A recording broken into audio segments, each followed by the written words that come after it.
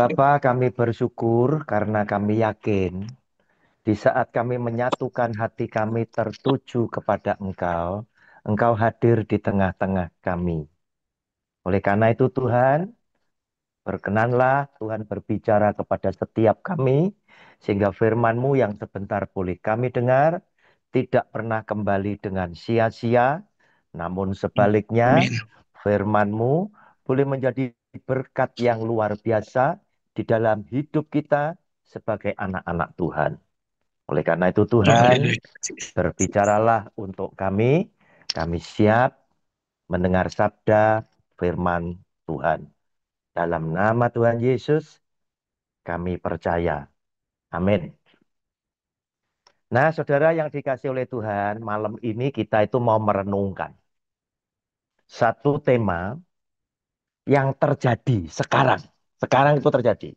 Detik ini, saat kita bicara, itu terjadi. Ya, judulnya saya beri, umatku binasa karena tidak mengenal Allah. Orang Kristen sudah betul milih Yesus sebagai Tuhan dan Juru Selamatnya.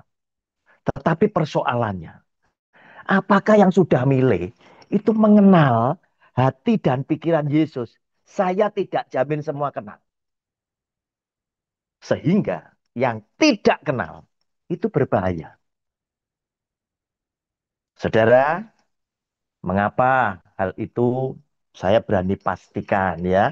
Sebelum baca kepada ayat yang nanti akan kita renungkan, saya tambahi dulu dengan ayat yang lain.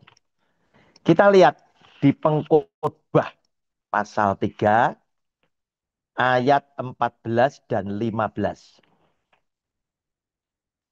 Saudara-saudara, biasakan kalau ngundang saya bicara, itu bawa catatan.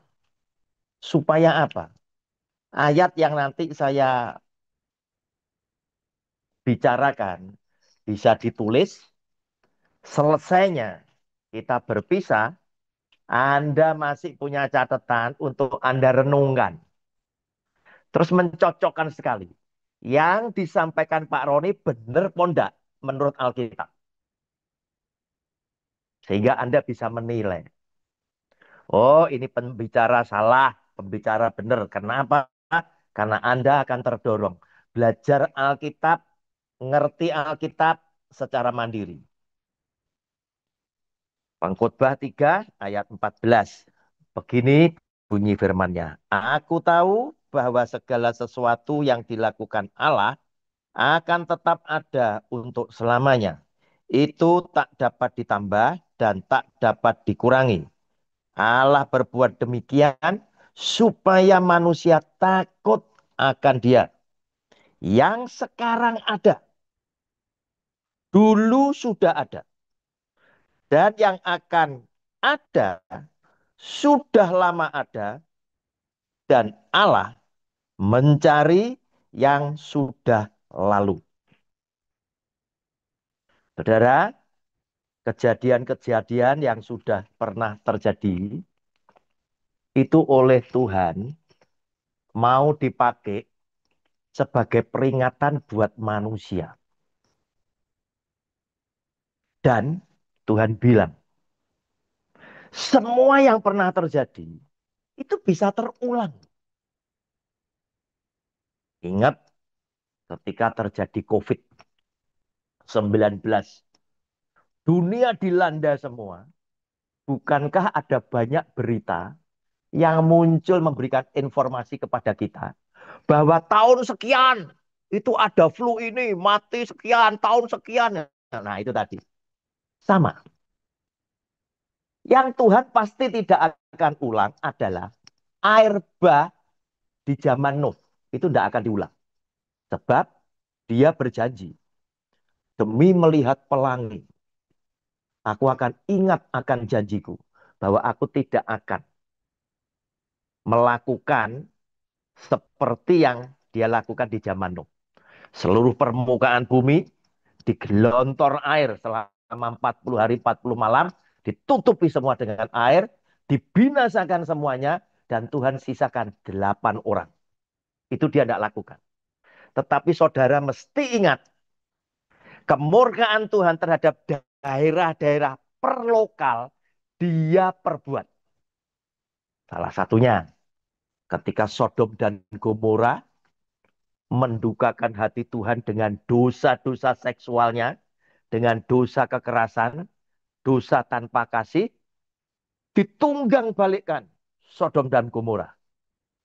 Dan kemudian, maaf bicara, tsunami Aceh.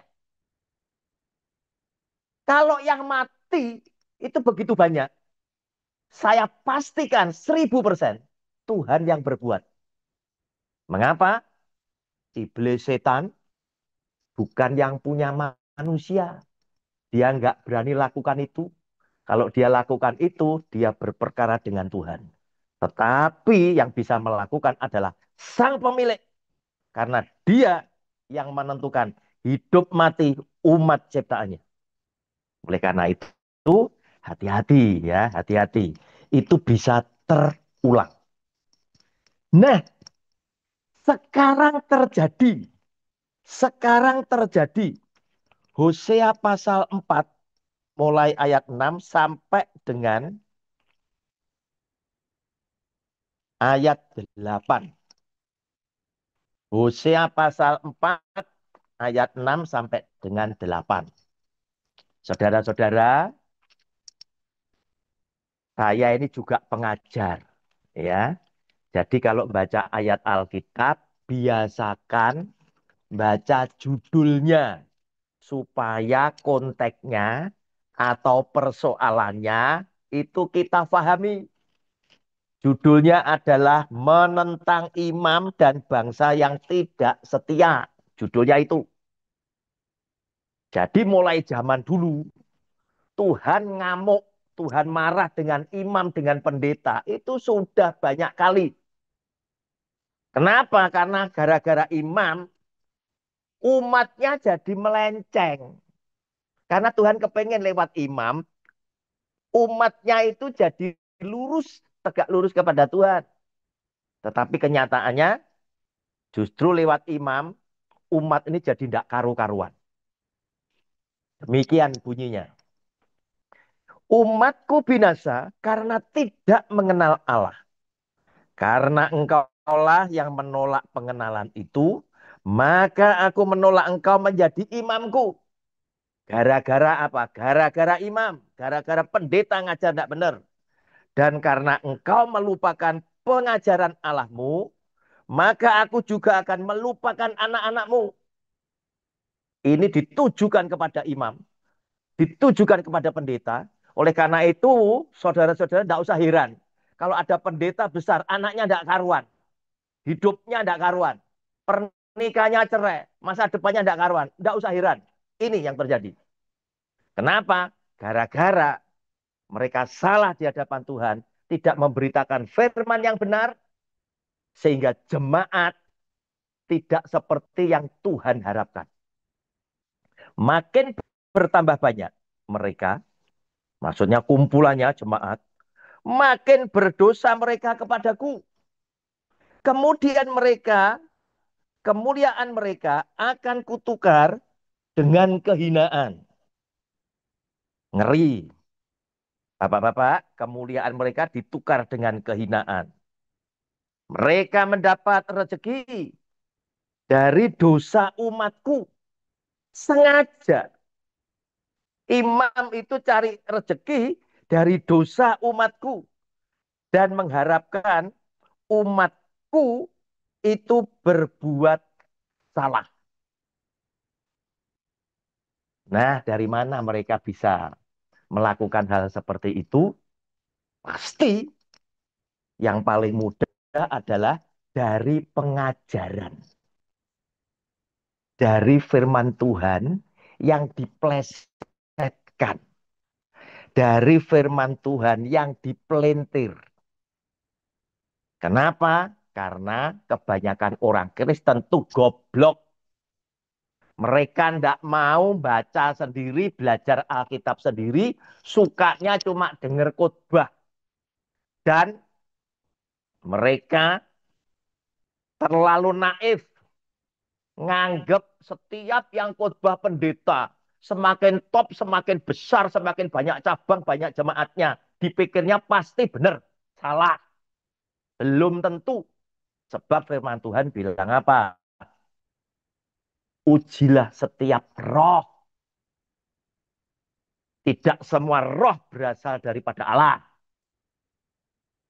Maksudnya apa sih Tuhan ngomong gitu? Kamu mesti curiga loh dengan pembicara-pembicara, apalagi ini akhir zaman. Kalau kamu sendiri tidak ngerti isi Alkitab, bagaimana kamu bisa tahu pembicara itu benar atau pembicara itu salah? Oleh karena itu wajib, apalagi Anda sebagai seorang bisnismen. Seorang bisnismen, aturan pemerintah yang sudah diumumkan. Walaupun Anda tidak pernah baca, itu tetap mengikat kepada hidupmu. Wes ndak ono alasan. Wah Tuhan, anu Pak, hakim saya tidak pernah tahu. Dia tidak mau tahu. Sebab apa? Sudah diundangkan. Kamu tetap harus tahu. Kalau kamu tidak tahu, kamu tetap harus pikul akan sanksinya. Demikian pula dengan firman Allah. Yang paling gampang itu adalah ajaran yang dibelokkan. Nah, saudara yang dikasih oleh Tuhan, banyak pendeta zaman sekarang membelokkan umat itu dengan mulai mereka narik jemaat supaya melakukan hukum Taurat. Salah ini, hati-hati. Nah, orang bertanya ke saya, loh Pak Roni, 10 perintah Allah bukan hukum Taurat. Hukum Taurat. Yang tidak boleh dibatalkan itu 10 perintah Allah. Asal hukum Taurat itu cuma 10. Ditulis oleh jari Allah sendiri dalam 2 loh batu 2 kali. Yang pertama kali dibanting Musa pecah. Tuhan dengan sabar bilang sama Musa, Musa, kamu buat loh batu yang baru seperti yang kau pecahkan itu. Kamu naik lagi ke gunungku, 40 hari 40 malam lagi, Musa ketemu dengan Tuhan. Dengan penuh kasih. Tuhan menulis ulang 10 perintah Allah dengan jari Allah sendiri. Artinya apa? Ini maha penting. Ini tidak boleh 1 titik, 1 koma dihilangkan. Tidak boleh.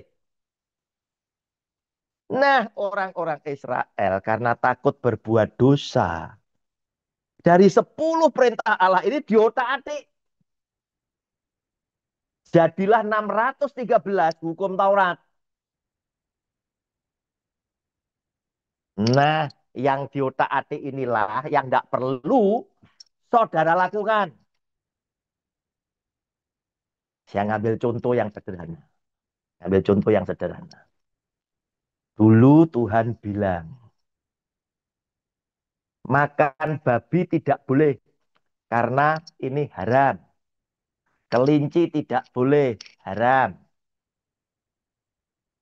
Unta tidak boleh, haram. Kepiting tidak boleh, udang tidak boleh, lele tidak boleh, belut tidak boleh, itu haram. Tetapi Yesus Kristus Tuhan bilang apa? Tidak ada yang dari luar, yang masuk ke dalam tubuh seseorang, yang bisa menajiskan orang itu. Tetapi apa yang dari dalam, yang keluar, yaitu dalam bentuk perbuatan, keserakan, percabulan, iri hati, dengki, dan lain sebagainya. Itulah yang membuat orang itu najis dan berdosa. Dengan arti kata lain, Yesus ingin mengatakan semua makanan halal. Nah, hal-hal yang seperti itu sudah diubah. Oleh karena itu, hati-hati, hati-hati. Kenapa? Saya itu selalu menentang setiap orang melakukan hukum Taurat. Saya nggak setuju. Mengapa? Karena kita orang Kristen tahu kita diselamatkan itu bukan karena kita berbuat baik, bukan. Tetapi kita diselamatkan hanya oleh karena anugerah Tuhan Yesus, kasih karunia Tuhan Yesus yang berkenan mati di atas kayu salib, tebus dosa saya, tebus dosa dunia. Itu kita diselamatkan. Setelah saya menerima anugerah keselamatan, saya ingin balas budi kepada Tuhan yang menyelamatkan saya. Oleh karena itu, firman-Nya yang tak dengar, yang tak pahami, itu tak lakukan dalam hidup sehari-hari, muncullah buah-buah roh dalam bentuk perbuatan baik. Jadi perbuatan baik itu dihasilkan oleh karena apa? Orang sudah merasa merasa yakin dia diselamatkan oleh anugerah. Nah, sekarang kita masuk ya, masuk ke Galatia 3 ayat 10 sampai 14. Sambil saya bacakan, sambil saya jelaskan. Galatia 3 ayatnya mulai 13.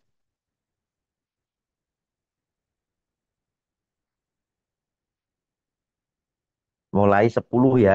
Galatia 3 mulai ayat 10. Mulai ayat 10 Pak Fran. Supaya tidak keputus Pak Fran. Oke. Karena semua orang yang hidup dari pekerjaan hukum Taurat berada di bawah kutuk. Sebab ada tertulis, terkutuklah orang yang tidak setia melakukan segala sesuatu yang tertulis dalam kitab hukum Taurat. Kalau saudara cuma bisa lakukan satu, jumlahnya itu 613, saudara terkutuk. Saudara sudah lakukan 612, kurang satu, saudara terkutuk. Saudara lakukan 613, tapi ada beberapa yang gagal. Satu gagal, saudara terkutuk. Yesus datang. Itu supaya kita tuh bebas dari kutuk hukum Taurat. Lanjut. Terkutuklah orang yang tidak setia melakukan segala sesuatu yang tertulis dalam kitab hukum Taurat. Dan bahwa tidak ada orang yang dibenarkan di hadapan Allah karena melakukan hukum Taurat adalah jelas. Karena orang yang benar akan hidup oleh iman. Bukan karena oleh hukum Taurat. Mengapa seperti itu? Ayat 12 menjelaskan. Tetapi dasar hukum Taurat bukanlah iman. Melainkan siapa yang melakukannya akan hidup karenanya. Nah ini sudah pasti tidak bisa termasuk pendeta. Tidak bisa. 10 perintah Allah salah satunya. Jangan mengingini istri sesamamu. Jangan mengingini rumah sesamamu. Jangan mengingini lembu sapi sesamamu. Jangan mengingini hamba sesamamu.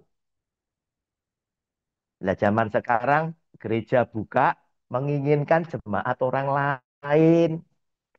Wis pasti gagal. Terkadang mengingini WL singer gereja orang lain. Pemain musik orang lain, gereja gede-gede narik gereja cilik-cilik, diiming-imingi digaji tetap. Sudah pasti gagal. Ayat 13. Ini yang paling esensi, yang paling penting. Kristus telah menebus kita dari kutuk hukum Taurat. Dengan jalan menjadi kutuk karena kita sebab ada tertulis terkutuklah orang yang digantung pada kayu salib. Dia yang tidak berdosa berkenan gantikan saudara dan saya untuk mati di atas kayu salib.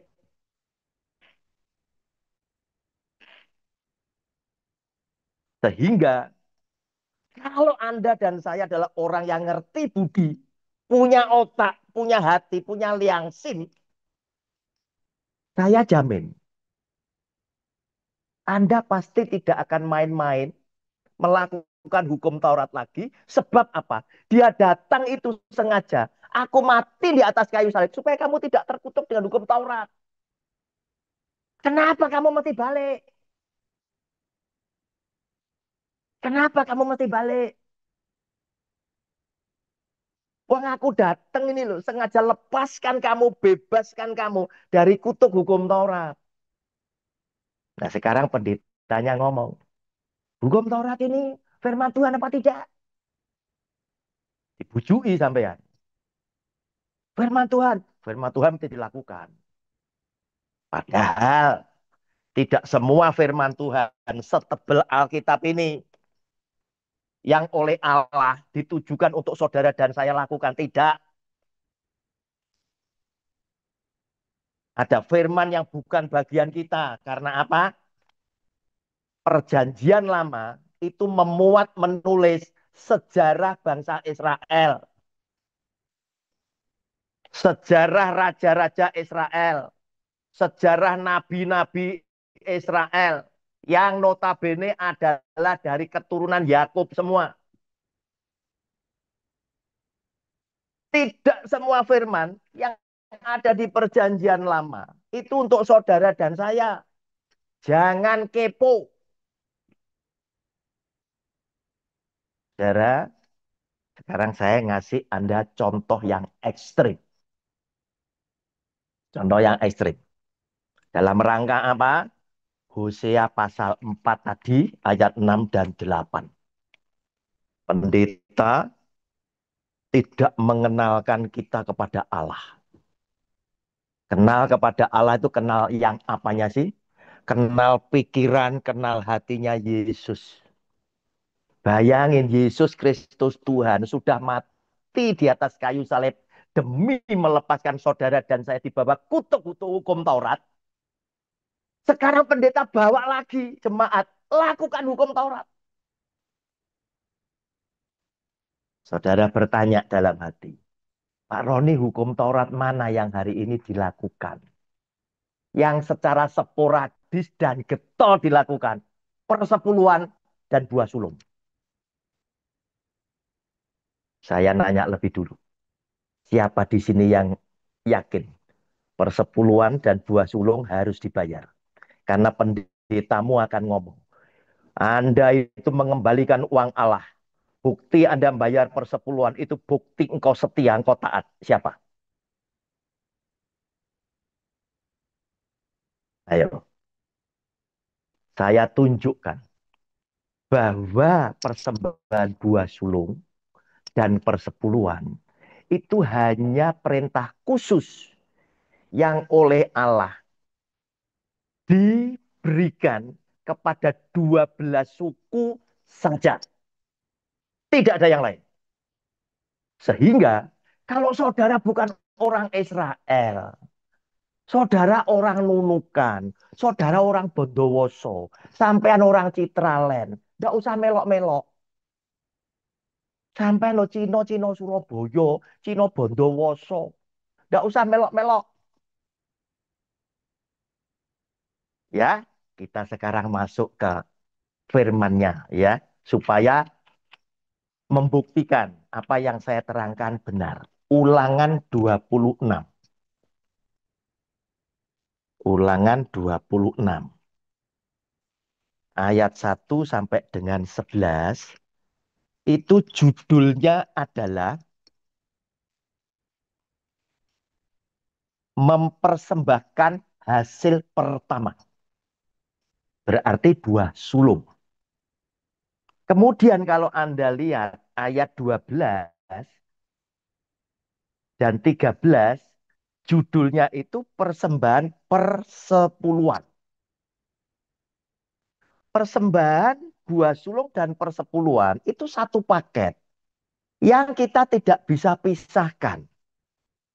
Sebelum orang Israel mempersembahkan persepuluhan, akan didahului mereka mempersembahkan buah sulung. Setelah buah sulung baru persepuluhannya. Bunyinya demikian. Saya bacakan 2 ayat dulu sambil saya terangkan.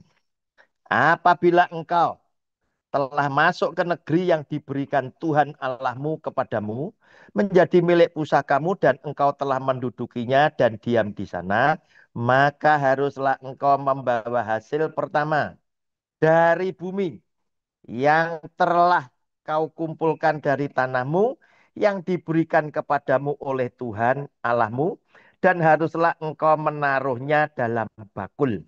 Kemudian pergi ke tempat yang akan dipilih Tuhan Allahmu untuk membuat namanya diam di sana. Nah, Bapak Ibu, renungi baik-baik firman Tuhan 2 ayat ini tadi. Tuhan bilang, apabila engkau telah masuk ke negeri yang diberikan Tuhan Allahmu kepadamu. Kira-kira bangsa siapa yang pernah dikasih sama Tuhan? Negeri itu siapa? Sak jagat ini tadi. Bangsa yang mana yang oleh Tuhan dikasih negeri itu yang mana? Pasti kalau Anda rajin baca Alkitab, Anda akan tahu bahwa bangsa yang dijanjikan, yang diberikan oleh Tuhan, negeri Kanaan, itu cuma Israel.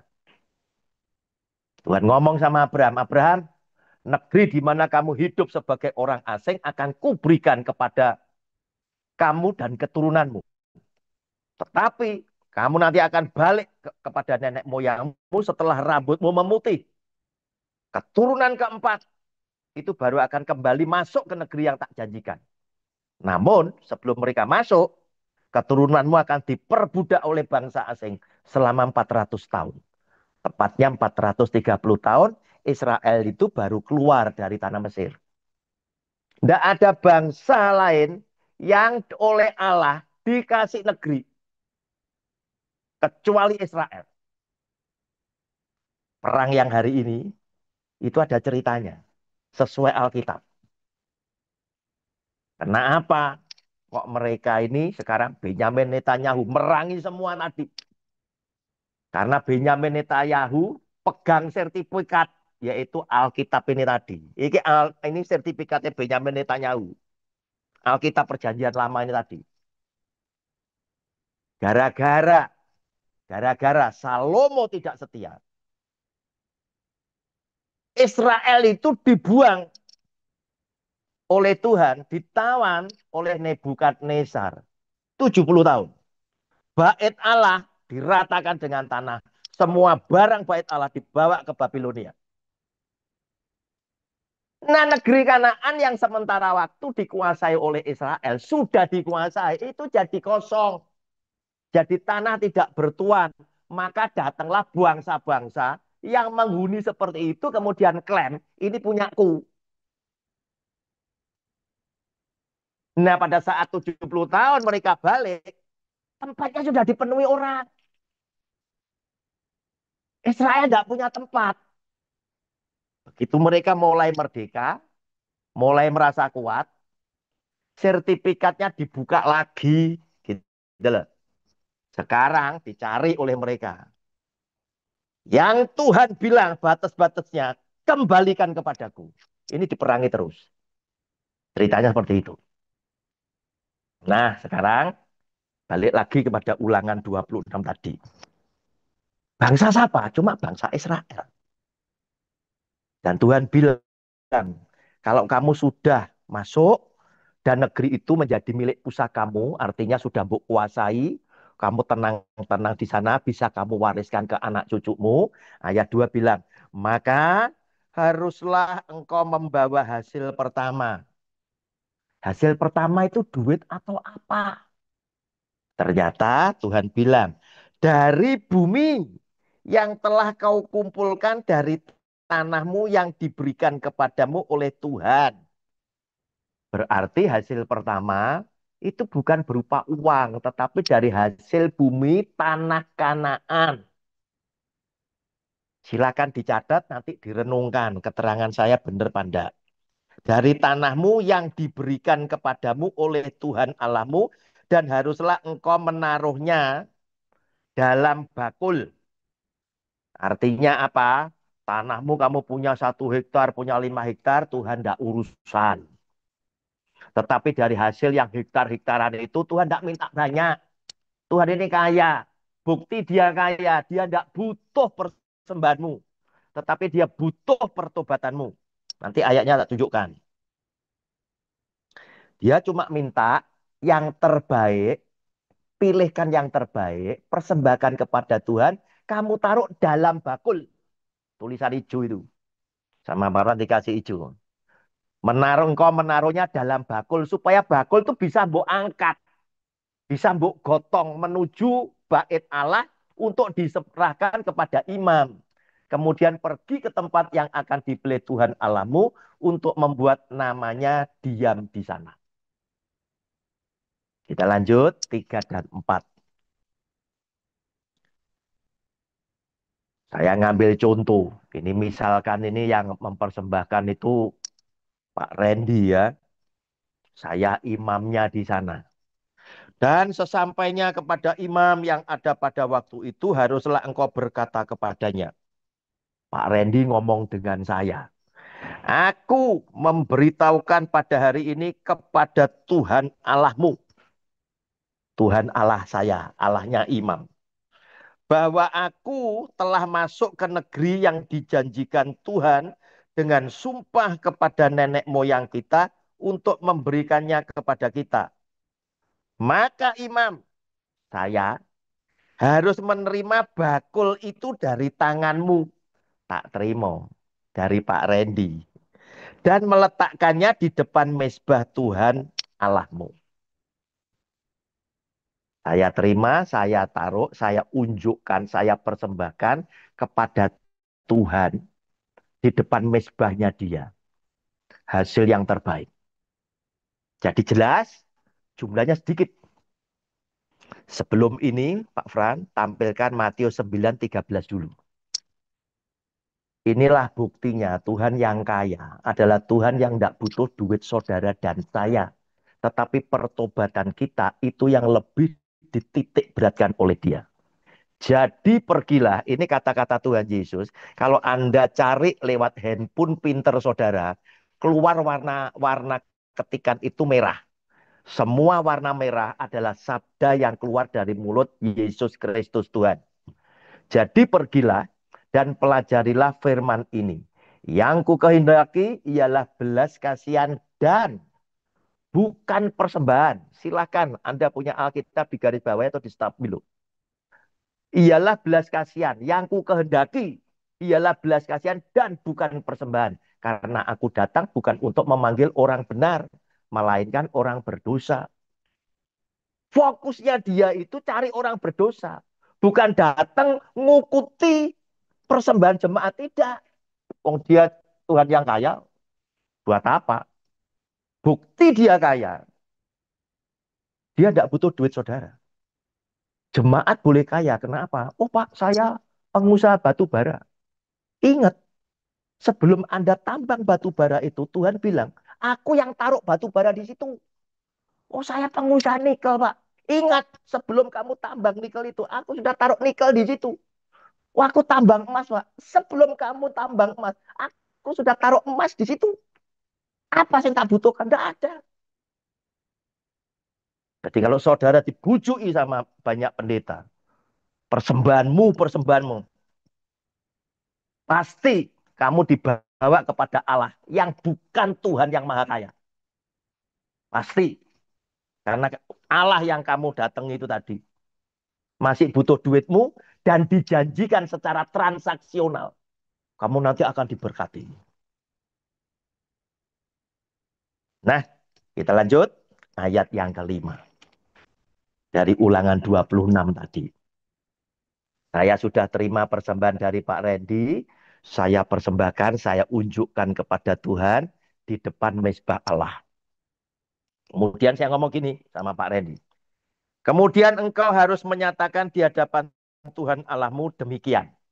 Saya bilang, Pak Randy mesti saksi sama Tuhan. kelima ayat 5 sampai 11 itu adalah kata-kata yang harus diucapkan kepada setiap orang yang bawa persembahan buah sulung. Mengapa mereka harus harus apa itu namanya menyaksikan kata-kata ini? Karena kita ingat ternyata Israel ketika dibawa keluar sama Tuhan dengan Musa, mereka ini selalu mendukakan hati Tuhan dengan ngomong yang ndak-ndak. Mereka selalu bersungut-sungut, ngomong sama Musa, Musa kan enak di Mesir.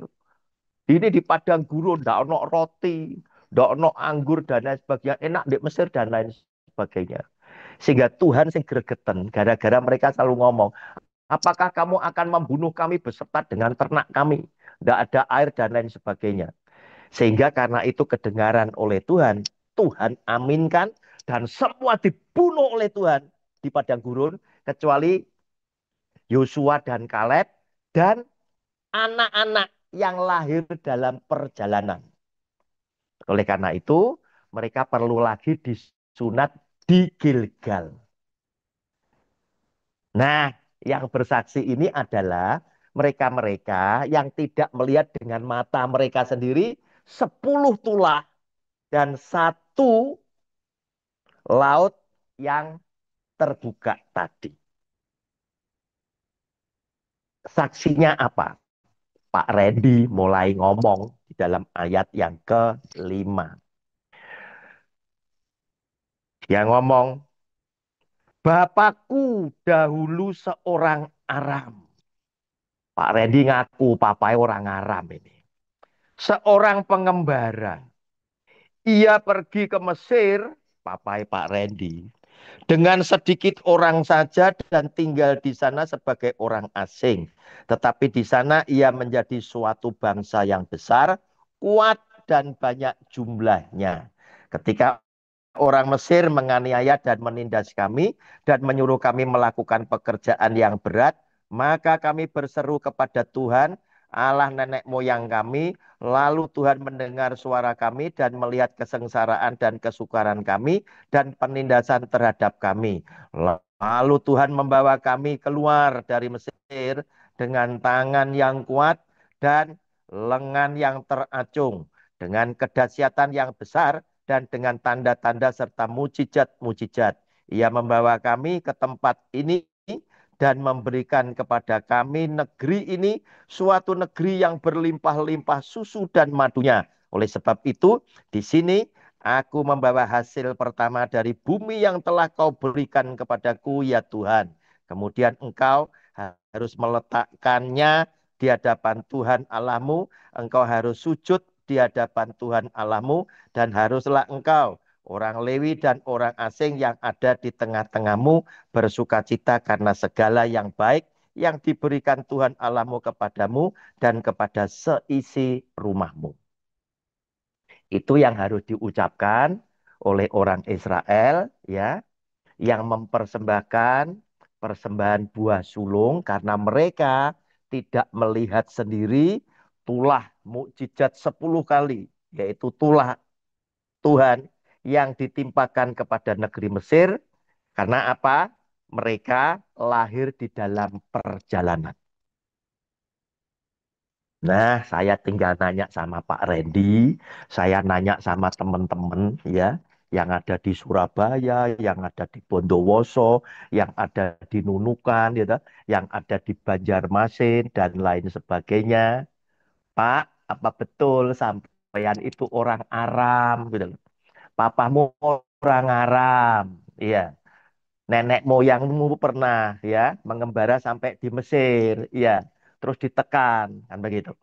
Nah, dari kenyataan ini akhirnya apa? Membuktikan bahwa sebetulnya perintah tentang memberikan persembahan buah sulung dan persepuluhan itu hanya diberikan oleh Tuhan untuk 12 suku Israel saja. Tidak yang lain-lain. Bukan saudara dan saya.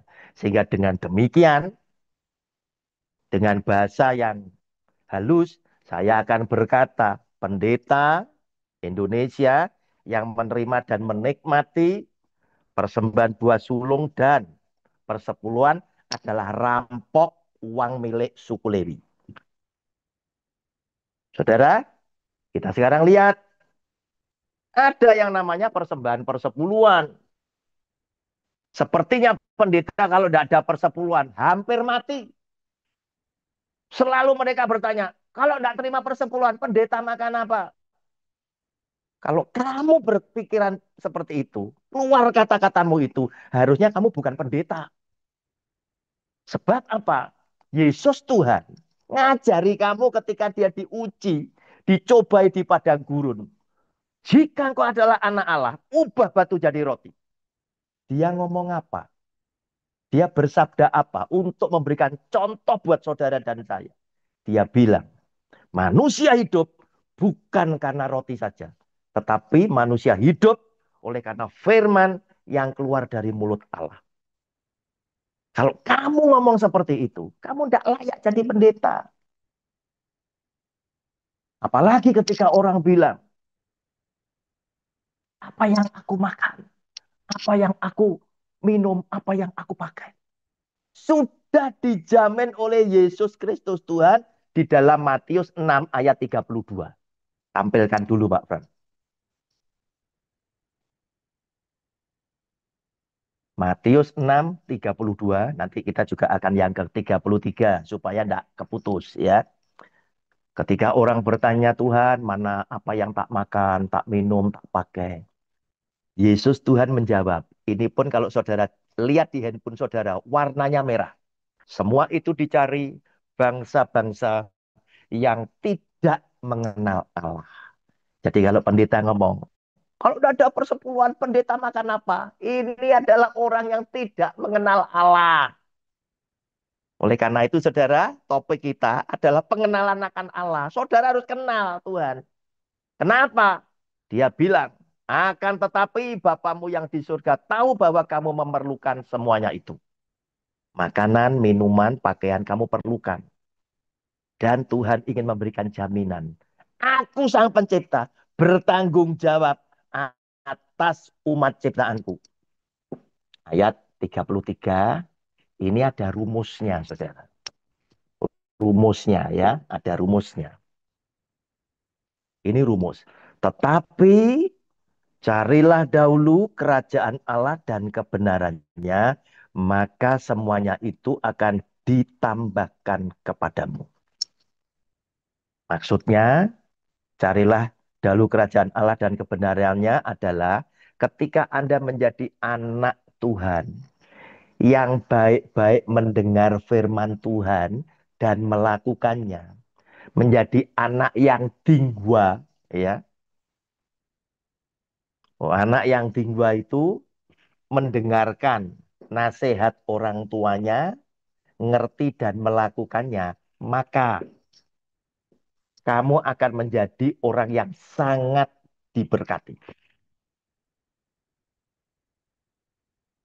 Sehingga yang kamu khawatirkan tadi, secara otomatis satu paket.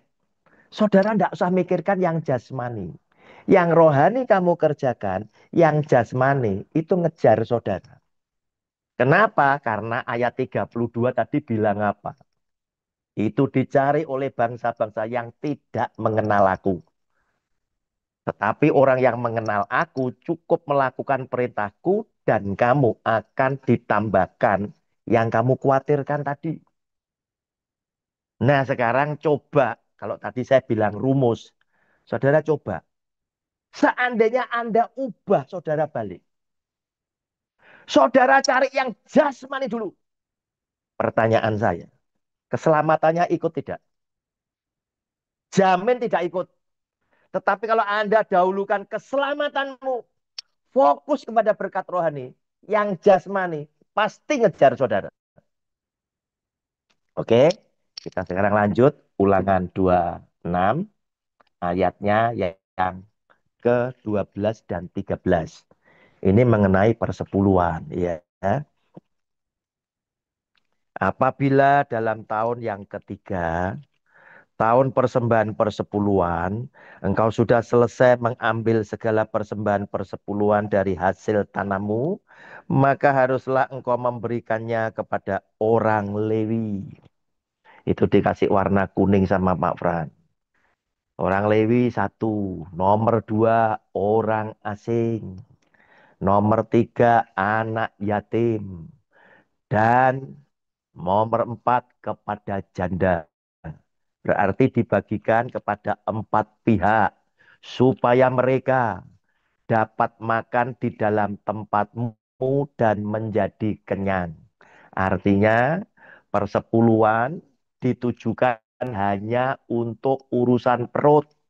Garis bawahi kata supaya. Setiap kali ada kata supaya, berarti kalimat belakangnya adalah tujuan. Nak, kamu belajar supaya besok ulangan itu bisa. Nak, belajar supaya kamu jadi orang yang pandai. Kata supaya belakangnya itu adalah tujuan. Tujuan Tuhan supaya mereka, yaitu orang Lewi, orang asing, anak yatim, dan janda, dapat makan di dalam tempatmu dan menjadi kenyang. Jadi persepuluhan itu tidak boleh dipakai untuk apa-apa. Ada gereja yang transparan.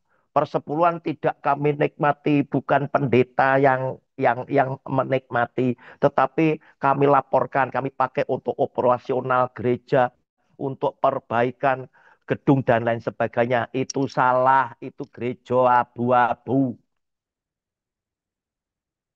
Yang pasti ini bukan untuk orang lain, hanya untuk 12 suku. 13. Kenapa saya berani katakan? Ayat 13 perhatikan. Dan haruslah engkau berkata di hadapan Tuhan Allahmu, telah kupindahkan persembahan kudus itu dari rumahku, juga telah kuberikan kepada orang Lewi dan kepada orang asing, anak yatim dan kepada janda. Garis bawahi, mulai kata tepat. Tepat seperti perintah yang telah kau berikan kepadaku. Tidak kulangkai atau kulupakan sesuatu dari perintahmu itu. Demikian saudara-saudara yang dikasih oleh Tuhan. Sedikit dari pemaparan saya. Kita akan berkembang dalam tanya jawab. Pasti semakin banyak yang bertanya, semakin banyak saya mengeluarkan bukti-bukti dari ayat-ayat yang tertulis dalam Alkitab. Tuhan Yesus sudah memberkati kita semuanya. Amin. Ayo silakan tanya yang jelas. Wah, ini enak ini. Ya, ya, kan biasanya apa itu eh, Kan orang-orang itu ada yang bersaksi Pak Randy. Sejak saya mempersembahkan persepuluhan bisnis saya lebih lancar, lebih itu diberkati. Itu kata mereka. Pertanyaan saya sederhana, pernah enggak dibuatkan survei? Kumpulkan pengusaha yang sedang terlilit utang bank, disuruh bayar persepuluhan. Saya pengen tahu mereka itu diberkati atau tambah jugruk. Saya pengen tahu. Nah, kita kalau menguji harus balance, jangan imbalance. Karena apa? Iman itu pakai otak. Kasihlah Tuhan Allahmu salah satunya dengan segala akal budimu. Pakai otak gitu loh. Silakan siapa yang mau bertanya lebih dulu. Pak Henry. Aku buka dulu. Silakan Pak Hendri Abung. Ya, Monggo Pak. makasih Pak Pendeta Roni Suwono. Terima Apa kasih yang Pak. Bapak sampaikan tadi itu cukup bagus sekali, Pak. Iya, terima Kami kasih. jelas dan mengerti bahwa persepuluhan itu sasarannya. Apa yang telah Bapak katakan untuk suku Lewi, untuk orang asing, untuk anak yatim, dan juga untuk janda. Jadi apa yang Bapak katakan itu kami sangat senang sekali. Waduh kok putus suaranya.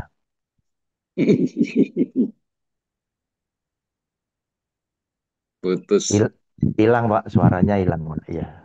Junti dulu mungkin mau Ya, nyambung. atau yang lain dulu yang mungkin sinyalnya lebih kuat.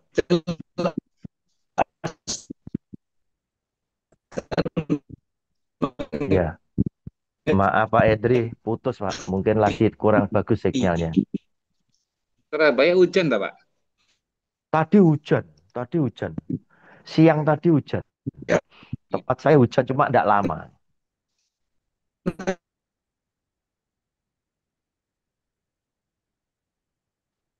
Silakan. Ayo mungkin Pak Hardi mau tanya juga nggak apa-apa. Iya, Ya mau Pak tanya. Ardi, silakan. Silakan Pak. Kadang-kadang ya beberapa kali ya saya dengar itu kalau ada pendeta sharing firman gitu, mereka itu kadang ya ada beberapa pendeta yang ngomong itu pernah dengar itu kita ini adalah suku Israel secara rohani, mesti gitu Pak Roni. Nah, Ya, eh, jadi kadang kan Pak Roni tadi ngomong itu kan hanya untuk suku Israel. Tapi dengan adanya kata-kata itu, saya tuh sering berpikir ya Pak Roni, ya, Israel itu ya kita ini saat ini gitu, karena kita ini Israel rohani. Nah, gimana Pak Roni menurut ini, iya. Pak Oke. Roni? Pak Hardi, ketika banyak orang bilang dia adalah Israel rohani, apakah dengan kata rohani itu tadi berarti kita itu sama dengan Israel? Itu pertanyaan saya yang pertama. Kalau mereka bilang, oh ya sama, oh ya sama. Ngapain kamu tidak berangkat ke sana ikut bantu Israel perang sama Iran? Kan begitu. Ya, buktinya kamu tidak berani betul juga juga ya. gitu loh. Iya, sederhananya kan begitu. Kamu kan kepengen sama kan sama dia. Nah, bukti dalam Alkitab tidak mau menentukan seperti itu. Mengapa? Saya mau nanya. Kamu yang di Indonesia ngaku saya Israel rohani, seakan-akan saya ini sama dengan Israel. Lu padahal zamannya dulu, Pak, ya. Orang Israel ini kan orang pilihan Allah. Tandanya apa? Sunat hari ke-8. Yaitu dilakukan oleh bangsa Yahudi. Ya. Nah, golongan orang bersunat dilayani oleh Rasul Petrus. Nah, Rasul Paulus itu orang suku Benyamin. Dia disunat juga hari ke-8. Tetapi dia melayani orang non-Yahudi, bangsa tidak bersunat, yaitu orang Yunani.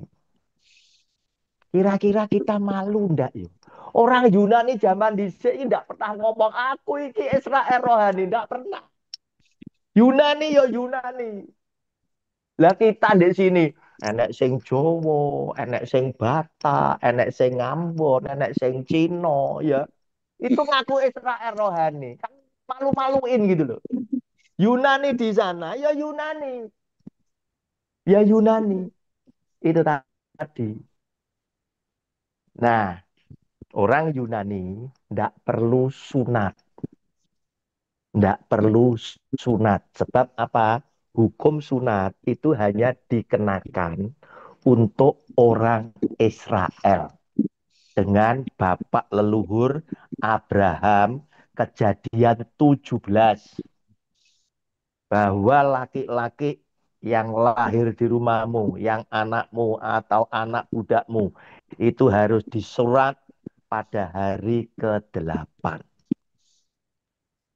Nah, oleh karena itu, sudah pasti ini tidak bisa diterima. Gitu loh.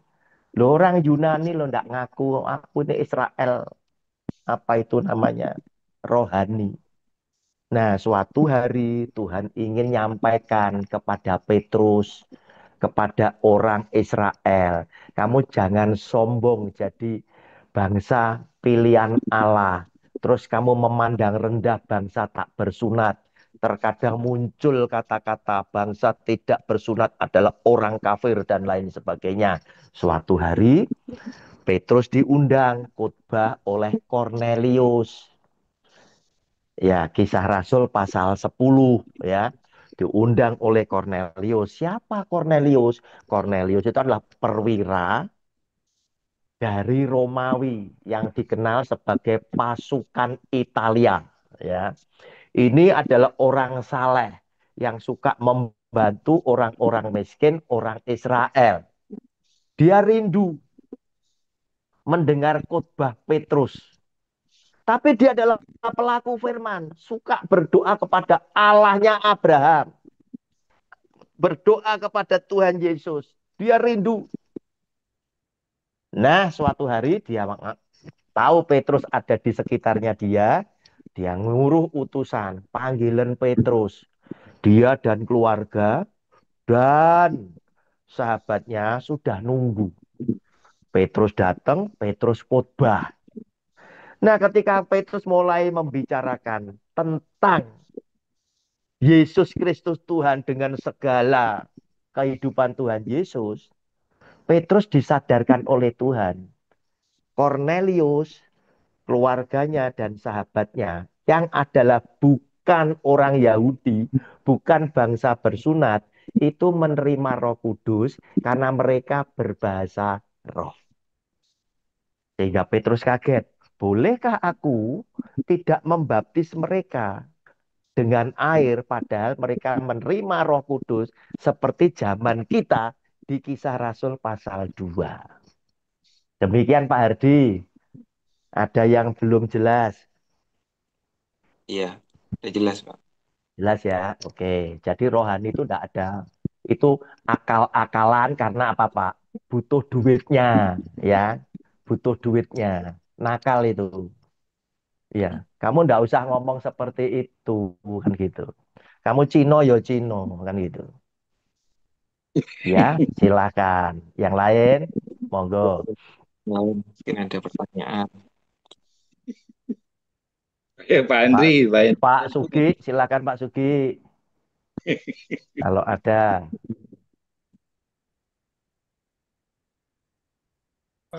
Enggak, saya cuma kepingin mengingatkan memang kita kita dalam pada full gospel ini seharusnya kita Ya, nggak boleh membahas tentang doktrin ya. Jadi ranah kita berbeda dengan gereja ya. Jadi memang kita di sini ini interdenominasi. Jadi kita ini ada yang dari Katolik, ada yang dari Protestan, ada yang dari Pantekosta. Jadi saya sih lebih memilih kita berbicara secara eh, tidak berbicara tentang doktrin gitu loh ya. Jadi kalau saya pikir wadah FGBMFI adalah satu wadah interdenominasi. Jadi saya sih takut kita akan menyinggung seseorang ya. Nanti kan kita jadinya nggak netral ya. oke. Saya Ya, saya jelaskan cuman Pak Sugi. Ya, saya jelaskan. Doktrin itu apa, toh? Doktrin itu adalah aturan gereja tertentu. Sejak dulu, saya itu melayani Tuhan mimbar itu sudah 33 tahun. Banyak gereja-gereja besar itu kepengen narik saya. Pak Roni bukan di Kediri tak naungi. Saya ngomong enggak. Saya ini bola liar, Pak. Artinya apa? Saya itu adalah orang yang paling tidak percaya bahwa doktrin gereja tunduk dengan Alkitab. Ini saya. Pasti tidak. Kenapa? Karena ajaranmu nyimpang. Contoh, ada gereja yang bilang, oh kalau mati tidak boleh dikremasi, nanti tidak bangkit. Jawaban saya apa?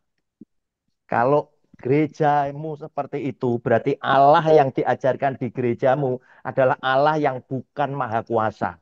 Urusan dibakar aja dia tidak bisa bangkitkan. Ngapain kamu percaya ajarannya?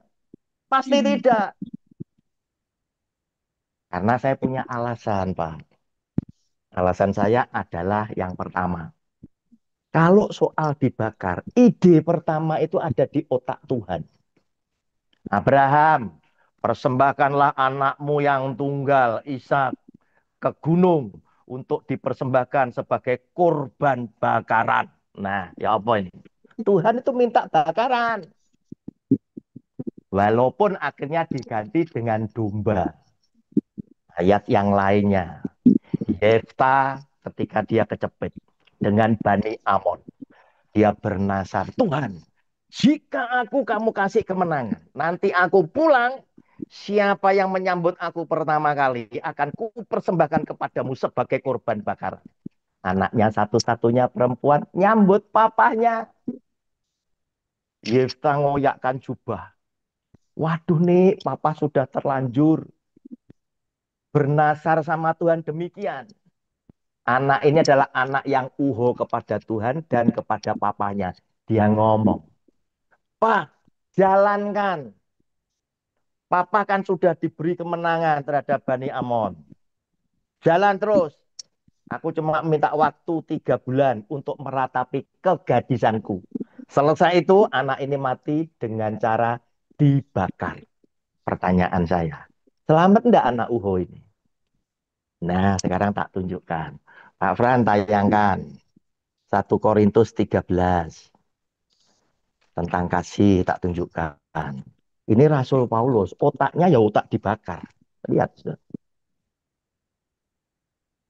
ayat 3, Pak Fran. 1 Korintus 13 ayat 3. Ini judulnya tentang kasih ya, tentang kasih. Saya potong langsung ayat 3. Dan sekalipun aku membagi-bagikan segala sesuatu yang ada padaku, bahkan menyerahkan tubuhku untuk dibakar. Tetapi jika aku tidak mempunyai kasih, sedikit pun tidak ada faedahnya bagiku. Nah, ini salah satu contoh saja. Doktrin gereja belum tentu tunduk dengan Alkitab. Ini yang saya protes. Sehingga kalau saya ditanya, Pak Roni, doktrinmu apa? Doktrin saya adalah Panji Kristus. Jadi orang yang ngundang saya mesti siap. Saya ngomong sembarangan, pokoknya aneh di Alkitab. Nah, ini yang harus Anda cermati. Karena itu 95% gereja besar itu ngomong Roni blacklist. Kenapa? Karena mereka takut boroknya tak bongkar dengan Alkitab yang jelek ini. Nah, itu tadi, Pak. Jadi kalau Anda selalu takut dengan doktrin karena kumpulan ini, nah, berarti apa? Pak Sugi adalah orang yang tidak mengenal Allah. Tuhan tidak ingin kebenaran itu Anda simpan. Tetapi Anda harus menyampaikan kebenaran kepada semua orang. Akibat Yesus bilang kebenaran, akibatnya apa, Pak? Salibkan dia, salibkan dia. Sama. Nah, sekarang Pak Sugi tak tunjukkan ya. Yehezkiel pasal yang ketiga. Kenapa saya selalu harus ngomong seperti ini? Karena saya ngerti Alkitab. Dan kalau saya tidak lakukan, risiko tertimpa ke saya, Pak. Ayat 18. Yehezkiel 3 ayat 18 dan 19. Bunyinya demikian. Kalau aku berfirman kepada orang jahat, engkau pasti dihukum mati. Dan engkau tidak memperingatkan dia atau tidak berkata apa-apa untuk memperingatkan orang jahat itu dari hidupnya yang jahat. Supaya ia tetap hidup, orang jahat itu akan mati dalam kesalahannya. Tetapi aku, huruf besar, akan menuntut pertanggungan jawab atas nyawanya daripadamu. Resiko di saya. Kalau ada orang salah, saya tidak ngomong. Orang ini kecemplung hanya karena saya sungkan interdenominasi tadi. Saya yang mati, saya dituntut oleh Tuhan. Ayat 19, tetapi jikalau engkau memperingatkan orang jahat itu, dan ia tidak berbalik dari kejahatannya, dan dari hidupnya yang jahat, ia akan mati dalam kesalahannya, tetapi engkau telah menyelamatkan nyawamu. Nah, ini yang saya lakukan. Ya. Jadi saya spesial itu ngomong tentang kebenaran. Dan saya tidak peduli saya ngomong di mana. Saya diundang dengan pendeta ketika topiknya itu harus ngomong yang tentang kebenaran, nyerempet doktrinnya dia, risiko saya cuma satu. Saya tidak diundang lagi. Buat saya tidak ada masalah, karena apa? Saya melayani Tuhan juga tidak pernah terima amplop, begitu loh. Jadi saya bebas karena apa? Yang menebus saya adalah Yesus Kristus Tuhan, berarti saya harus murni bicara tentang kebenaran. Demikian Pak Sugi, terima kasih. Ya, Ya, ya. Terima kasih Ya. Pak Roni. terima kasih. Ya, Dalam terima arti gini kasih. loh Pak, Ya, kita ini eh, apa ya? Bapak Kalau sungkan kita kan berbicara gitu tentang kan. perpuluhan, kita berbicara Ya, tentang persembahan, itu konteksnya nanti pasti ada pihak-pihak yang tidak berkenan. Lah, Bapak kasih saya ini Yesaya pasal 3 ayat 18 dan ya, 19. Gini ya, Pak, saya mau sampaikan juga Pak Roni. Wadah ya, FGBMFI adalah satu wadah di mana kita ini pria-pria yang dulunya itu ya kehidupan kita sangat rusak lah Pak. Lah, tetapi lewat ya, wadah ini kita diingatkan supaya kita ini mengalami transformasi, menerima Tuhan Yesus sebagai Tuhan dan Juru Selamat pribadi kita. Lalu kita mengalami yang namanya perubahan karakter. Lah, ya, inilah yang kita sampaikan pada orang lain gitu loh Pak. Jadi kita ini menyampaikan kabar keselamatan. Eh, Lalu hiduplah sesuai dengan firman. Saya setuju Pak. Setiap kita ini diajar untuk baca firman, merenungkan firman, melakukan firman. Nah, kita diingatkan juga, kita ini pria ini imam, nabi, raja. Untuk apa? Memimpin keluarga, memimpin orang-orang dalam tempat kerja. Nah, tetapi gini Pak, yang maksud saya gini, kita ini tidak mau membahas secara spesifik tentang, ya itu tadi Pak, misalnya perpuluhan, persembahan hasil pertama, itu kita kembalikan ke orangnya masing-masing gitu loh Pak. Jadi kita tidak mau nanti nanti kita ini jadi berdebat, jadi rame, jadi gegeran, jangan gitu loh Pak. Tugas kita ini cuma satu kok Pak, ngajak orang kenal Tuhan Yesus. Wes itu toh. Jadi ya, bagaimana oke. Tuhan mengubah hidup kita, bagaimana Tuhan mengasihi kita mengenal Tuhan itu sebagai Tuhan dan Juru Selamat kita, secara pribadi kita bertobat, kita baca firman karena firman itu kebenaran yang memerdekakan kita. Dan kita diingatkan bahwa ada pribadi tadi, Bapak ngomong, saya setuju, Tuhan Yesus pergi menyediakan tempat, tapi dia minta Bapak penolong. Siapa? Roh Kudus menyertai kita. Nah, kita diingat no, anak Tuhan itu punya kuasa. Karena apa? Ada pribadi Roh Kudus Tuhan tinggal dalam hidup kita untuk apa? Menghidupkan manusia roh kita untuk apa? Kita bisa menjalankan firman kebenaran gitu loh Pak. Jadi kalau saya bukan apa Pak Roni, maksud saya gini, kita ini jangan menyinggung orang gitu loh Pak. Nanti kita Ya, jadi debat, jadi rame, nah enak karena masing-masing gereja ya ya saya bukan perkara setuju tidak setuju Pak ya. Setiap kita ini kan punya pemikiran-pemikiran kedewasaan yang berbeda. Nah, wis saya pikir jangan nanti nanti daripada rame gitu loh Pak. Saya kepingin cuma ayo kita ini wadah ini untuk membahas eh, tentang bagaimana Tuhan mau kita hidup menjadi saksi Tuhan, hidup yang baik, yang berkenan kepada Tuhan, mengasihi istri, anak-anak, hidup di dalam kasih. Nah, itu tadi hidup di dalam kasih. Nah, itulah yang kepingin kita bahas gitu loh Pak Roni. Saya juga bukan melawan Pak Roni, enggak. Saya cuma ngomong, ya, ya, Pak, ya, ya. kita ini Ya, jangan membahas cuma yang terlalu begini uh, Pak. Harusnya uh, Pak Sugi itu kan melihat juga ekses negatifnya dengan persepuluhan itu macam-macam. ya. Ya, itu yang bisa membuat pengenalan Pak Sugi kepada Yesus Tuhan itu jadi kabur, Pak. Ya. Itu tadi kan persembahan persepuluhan. Pendeta janji dalam khotbah, ndak ono di Alkitab, tapi dia ngomong, engkau akan diberkati, melimpah-limpah anak cucu cicit keturunanmu. Ini diarahkan kepada apa, Pak? Hal yang jasmani. Artinya, Anda bisa kaya karena persepuluhan. Itu. Ini yang saya tentang. Nah, Yesus Tuhan yang Anda kenal, itu memberikan rekening pribadi, Pak Sugi. Yuk kita baca rekening pribadinya. Ada pada Matius 25, ya. Tak bacakan mulai ayat 31. Judulnya adalah penghakiman terakhir. Mengapa sedikit sekali gereja yang mengajarkan melakukan ini? Ya, lihat aja. Kenapa? Karena orang lebih suka dengan duit daripada keselamatan.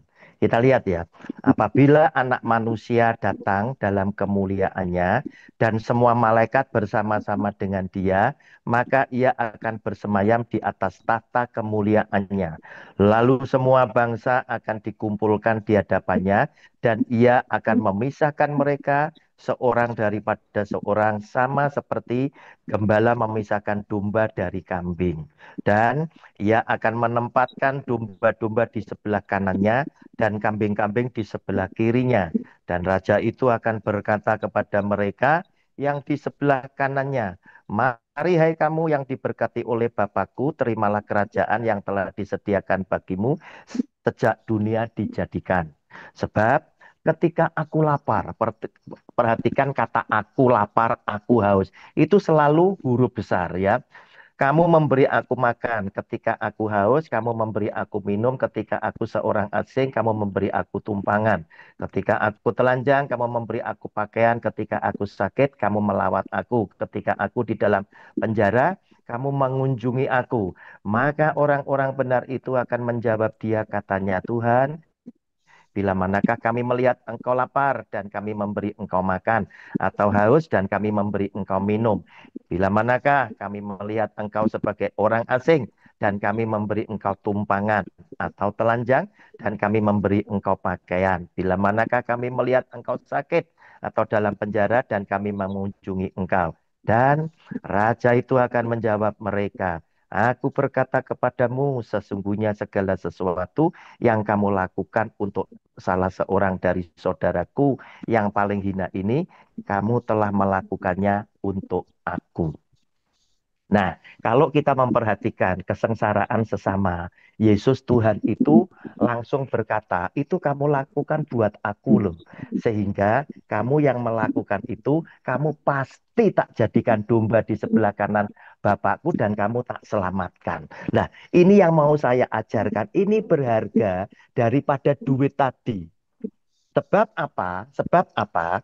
Kita lihat sekarang ya, ayat 45, 46. Yang tidak melakukan nasihat Tuhan Yesus itu celaka. Begitu loh. Lah orang selalu berpikir, Pak, ini kan pemikiran mereka, doktrin mereka, ojo diusik. Salah. Kenapa? Karena ketika kita melihat di depan kita ada yang salah dan kita biarkan. Artinya apa? Kita setuju kejahatan ini jalan terus. Begitu loh. Nah, lihat ya, 45. Maka ia akan menjawab mereka, aku berkata kepadamu, sesungguhnya segala sesuatu yang tidak kamu lakukan untuk salah seorang dari yang paling hina ini, kamu tidak melakukannya juga untuk aku. 46. Dan mereka ini akan masuk ke tempat siksaan yang kekal, tetapi orang benar ke dalam hidup yang kekal. Saya itu kasihan dengan ayat 46. Karena mereka itu ngejar yang jasmani. Padahal Yesus Tuhan pun bilang, ketika orang 5.000 ini sudah kenyang, ya sudah kenyang. Kemudian mereka besoknya nyari Tuhan Yesus. Apa yang dikatakan Tuhan Yesus? Kamu datang kepadaku bukan karena tanda-tanda, tetapi kamu datang kepadaku karena roti itu sudah membuat kamu kenyang.